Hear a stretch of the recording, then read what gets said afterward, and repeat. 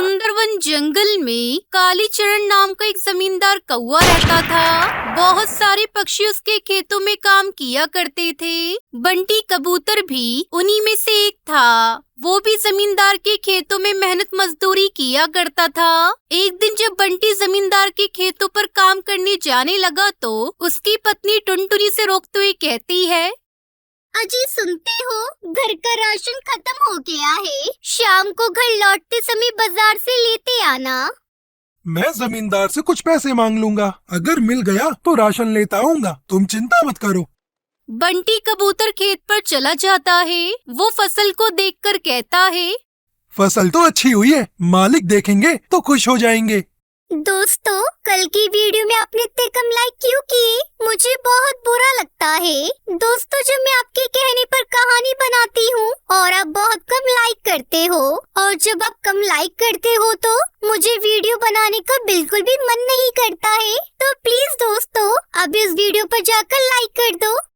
थोड़ी देर बाद जमींदार कालीचरण भी वहाँ पहुँच जाता है और अपनी फसल देखकर वो भी खुश हो जाता है। अरे बंटी, फसल तो बहुत अच्छी हुई है रे। अब काटने की तैयारी कर, समय से पहले हमारे अनाज मंडी में पहुंच जाएंगे तो अच्छी कीमत मिलेगी। मालिक, अभी फसल को पकने में थोड़ा और समय लगेगा। जैसे ही फसल पककर तैयार हो जाएगी, मैं काटकर बोरियों में भर दूंगा। मालिक, मुझे थोड़े पैसे चाहिए थे। वाह बंटी जी वाह, जरा सी मैंने तेरी तारीफ कर दी तो तू मेरा सर पर चढ़ गया। बंटी लटका हुआ मुंह लेकर अपने घर वापस आता है। अरे, आप तो खाली हाथ घर लौटे हैं। मैं कैसे खाना पकाऊंगी? टुनटुनी, एक पैसा भी नहीं दिया जमींदार ने। मैं राशन कहाँ से लाता? लगता है कुछ दिनों तक पानी पीकर गुजारा करना होगा। मुझे माफ कर देना, मैंने बहुत विनती करी लेकिन मालिक ने मेरी एक न सुनी। रात को दोनों पति पत्नी पानी पीकर ही सो जाते हैं। आधी रात को बादल गरजने की आवाज से उनकी आंख खुलती है। बाहर बहुत तेज बारिश हो रही थी। लगातार 3 दिनों तक मूसलाधार बारिश होती रही। जमींदार की पूरी फसल बर्बाद हो गई थी। वो गुस्से से आग बबूला हो गया। बंटी, तेरी बुरी नजर मेरी फसल को लग गई। इसकी भरपाई तो मैं तुझसे ही करके रहूंगा। तू अपना घर मेरे नाम कर दे, मैं उसे बेचकर अपने नुकसान की भरपाई करूंगा। जमींदार की बातें सुनकर बंटी वहीं खेत में बैठकर आंसू बहाने लगा। सुबह से शाम हो गई, फिर रात हो गई। बंटी घर नहीं लौटा। घर पर टुनटुनी परेशान थी। पता नहीं क्या बात हो गई, अभी तक घर नहीं लौटे। मुझे ढूंढने के लिए जाना ही पड़ेगा। अगले दिन सुबह टुनटुनी अपने पति को ढूंढती हुई खेत पर पहुंचती है। अरे, आप यहाँ इतनी तेज बारिश में क्या कर रहे हैं? घर पर मैं कितनी परेशान थी। मन में बुरे बुरे ख्याल आ रहे थे। उठिए, घर चलिए। घर? कौन सा घर? उस घर को जमींदार नीलाम करके अपना नुकसान पूरा करेगा। इस बारिश ने मुझे पूरी तरह से बर्बाद कर दिया टुनटुनी। अब हम दोनों कहाँ जाएंगे? टुनटुनी, इस जंगल से मेरा दिल भर गया है। अब मैं इस जंगल में 1 मिनट भी नहीं रुकूंगा। चलो हम दोनों कहीं किसी दूसरे जंगल में चलते हैं। हिम्मत रखिए जी, अपना जी छोटा मत कीजिए। उस जमींदार कितनी हिम्मत की, मेरे घर को नीलाम करेगा। चलिए घर चलिए, मैं उस जमींदार से निपट लूंगी। किसी तरह टुनटुनी बंटी को अपने साथ लेकर घर लौटती है, लेकिन जमींदार के गुंडे पहले से ही टुनटुनी के घर पर कब्जा किए हुए थे। टुनटुनी, चल सामान उठा और यहाँ से भाग जा। भैया, आप देख रहे हो इतना तेज बारिश हो रही है। हम दोनों पति पत्नी कहाँ जाएंगे इतनी बारिश में? आप लोगों की इतनी हिम्मत कैसे हो गई कि हम लोगों की गैर हाजिरी में मेरे घर में घुस गए? निकलो तुम सब मेरे घर से। हम दोनों यहाँ से कहीं नहीं जाएंगे। ये घर मेरा है और हम दोनों यही रहेंगे। टुनटुनी, भाग जा यहाँ से। तू नहीं जानती, मालिक तेरी बोटी बोटी नोचकर चील को खिला देंगे। भाग जा यहाँ से, भाग जाओ तुम दोनों। फिर बंटी कबूतर टुनटुनी चिड़िया पास वाले जंगल में चले जाते हैं और बंटी और टुनटुनी चिड़िया को एक पुराना जूता मिलता है। टुनटुनी किसी तरह उस जूते को अपना घर बना लेती है और उसे एक पेड़ पर लटका देती है और उसमें अपना घोंसला बनाकर वो दोनों खुशी खुशी रहने लगते हैं।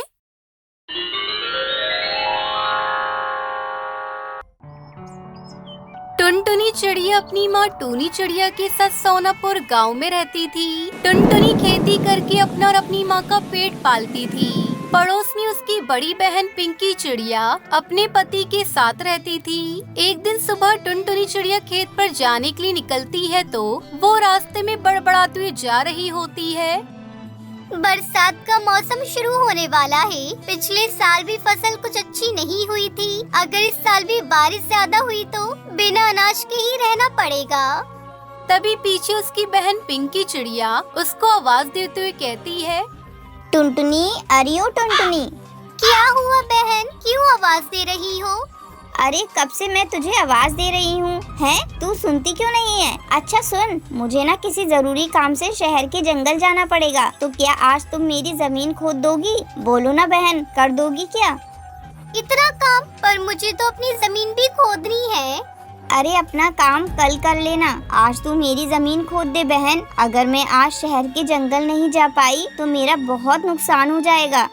अच्छा ठीक है पिंकी, मैं खोद दूंगी। अरे वाह वाह, ये हुई ना अच्छी बहन वाली बात।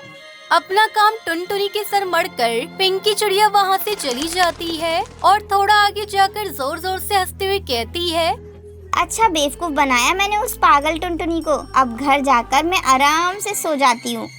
बेचारी टुनटुनी सारा दिन पिंकी चिड़िया के खेत में खुदाई करती है और आलसी पिंकी घोंसले में आराम से सो रही होती है। रात होने के बाद पिंकी चिड़िया खेतों की ओर निकल पड़ती है। अपने खेत पर पहुंचकर वो चौंक जाती है। अरे वाह, इसने तो सारी की सारी जमीन खोद डाली। मेरा काम हो गया पिंकी, और आपके शहर के जंगल का काम हो गया क्या?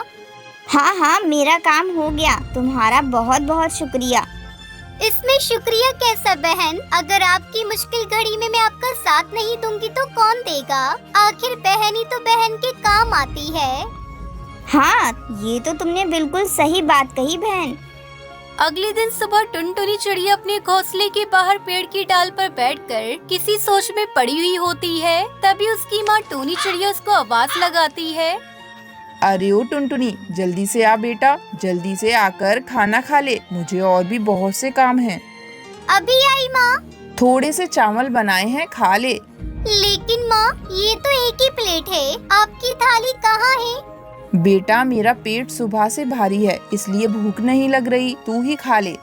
हे ऊपर वाले, मुझसे अपनी बूढ़ी माँ का कष्ट नहीं देखा जाता। अब तू हमारे दिन बदल दे। खाना खाकर टुनटुनी चिड़िया खेतों पर काम करने के लिए निकल पड़ती है। रास्ते में उसे पिंकी चिड़िया मिल जाती है। अरे ओ टुनटुनी, अरे कहाँ जा रही हो? पिंकी बहन, आज जल्दी से मुझे अपनी जमीन खोदकर वो हरी काका की यहाँ पर जमीन खोदने जाना है। अरे लेकिन क्यों? वो क्या तेरा रिश्तेदार लगता है जो उस बूढ़े की जमीन खोदने जाएगी? अरे नहीं नहीं, वो क्या है ना, उनकी उम्र हो गई है तो वो काम नहीं कर पाते, इसलिए उनकी मदद करने जाऊंगी। अरे ये सब तो उस बूढ़े की चाल है तुझसे काम निकलवाने की। और मेरी बात याद रख, सीधे और सच्चे बनकर कभी जिया नहीं जा सकता। पिंकी बहन, ये चालाकी और धोखेबाजी मुझसे नहीं होती। पिताजी की जमीन पर खेती करके जो फसल उगती है उससे मेरा मेरी माँ को गुजारा चल जाता है। और माँ हमेशा कहती है कि जब समय आएगा तो ऊपर वाला मुझ पर अपनी कृपा दृष्टि जरूर डालेगा। अरे जा जा, तू और तेरी माँ, तुम दोनों बस इसी भ्रम में रहना, बेवकूफ कहीं की। इसके बाद पिंकी चिड़िया वहाँ से चली जाती है। वहाँ सामने एक मंदिर होता है। टुनटुनी चिड़िया मंदिर की तरफ देखती है और कहती है, हे ऊपर वाले, हम पर भी अपनी कृपा दिखाना। एक दिन टुनटुनी चिड़िया नींद में होती है तो वो सपना देखती है कि वो कहीं दूर जंगल में जा रही होती है। तो वो थक हार कर एक पेड़ के नीचे बैठ जाती है और वो पेड़ जादुई पेड़ होता है। जैसे ही वो पेड़ के नीचे बैठती है तो उसके ऊपर सोने की मोहरों की बारिश होने लगती है। फिर एकदम से टुनटुनी चिड़िया नींद से जाग जाती है। अरे सुबह हो गई। माँ कहती है सुबह के सपने सच होते हैं, तो इसका मतलब मुझ पर सच पर सोने की बारिश होगी। अगर ऐसा सच में हो गया तो मैं माँ को ढेर सारी खुशियाँ दे पाऊंगी। अरे ओ माँ, माँ कहाँ हो? क्या हुआ टुनटुनी, सुबह सुबह क्यों इतना चिल्ला रही है?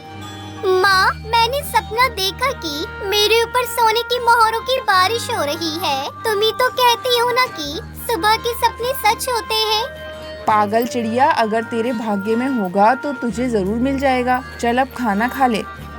टुनटुनी चिड़िया सपने के बारे में सोचकर खुशी खुशी खेत पर काम करने के लिए निकल जाती है। रास्ते में उसे पिंकी चिड़िया मिलती है और उससे कहती है, टुनटुनी, मैंने आज सपना देखा कि खेत में एक मटका है जिसमें सोने से भरे मोहरे रखे हैं। अच्छा पिंकी, मैंने भी एक सपना देखा कि मैं पेड़ के नीचे बैठी हूँ और सोने की मोहरे मेरे ऊपर गिर रही है। पिंकी चिड़िया जोर जोर से हंसने लगती है। अब सपनों को सच मत समझना। फिर दोनों अपने अपने खेत पर खेती करने चली जाती है। टुनटुनी चिड़िया अपने खेत में खुदाई कर रही होती है कि तभी उसे घड़ा दिखाई देता है। अरे ये क्या है? घड़ा जरा खोल कर तो देखो। टुनटुनी चिड़िया वो घड़ा खोलकर देखती है तो उसमें ढेर सोने की मोहरें होती है। फिर उसे याद आता है कि पिंकी ने कहा था कि उन्हें सपने में जमीन के नीचे सोने की मोहरें मिली थी। बेचारी टुनटुनी फिर अपना भोलापन दिखाती है और पिंकी को जाकर सारी बात बताती है।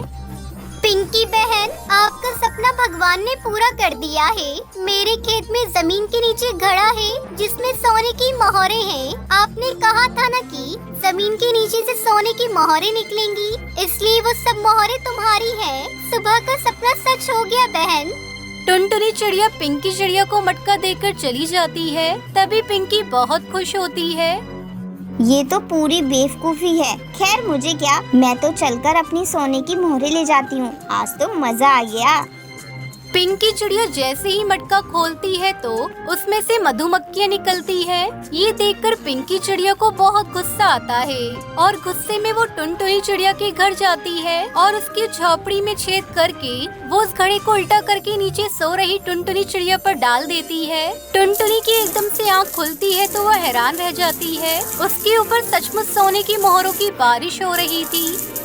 माँ देखो, माँ मुझ पर सचमुच सोने की मोहरों की बारिश हो रही है। माँ मेरा सपना सच हो गया। माँ ये क्या है? मधुमक्खियाँ सोने की मोहरें बन गयी। इसका मतलब सिर्फ घड़े के ऊपर ही मधुमक्खियाँ थी, लेकिन उसके अंदर मोहरें थी। हे भगवान, काश घड़े को उलटने से पहले एक बार मैं देख लेती। ये मुझसे कैसी भूल हो गई। मेरे हाथ से आती हुई लक्ष्मी चली गई। पिंकी चिड़िया को अपनी भूल पर पछतावा होता है तो वही टुनटुनी चिड़िया उसकी माँ खुशी से झूम उठते हैं।